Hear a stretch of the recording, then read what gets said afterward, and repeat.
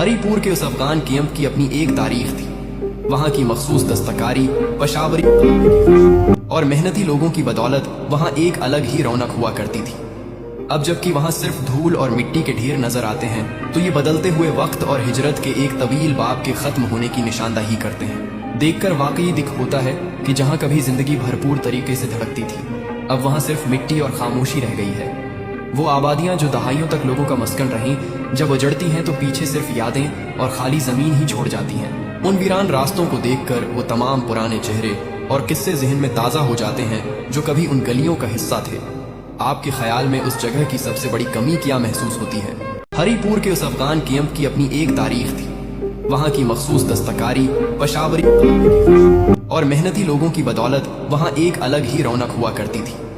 اب جبکہ وہاں صرف دھول اور مٹی کے ڈھیر نظر آتے ہیں تو یہ بدلتے ہوئے وقت اور ہجرت کے ایک طویل باب کے ختم ہونے کی نشاندہی کرتے ہیں۔ دیکھ کر واقعی دکھ ہوتا ہے کہ جہاں کبھی زندگی بھرپور طریقے سے دھڑکتی تھی، اب وہاں صرف مٹی اور خاموشی رہ گئی ہے۔ وہ آبادیاں جو دہائیوں تک لوگوں کا مسکن رہیں، جب اجڑتی ہیں تو پیچھے صرف یادیں اور خالی زمین ہی چھوڑ جاتی ہیں۔ ان ویران راستوں کو دیکھ کر وہ تمام پرانے چہرے اور قصے ذہن میں تازہ ہو جاتے ہیں جو کبھی ان گلیوں کا حصہ تھے۔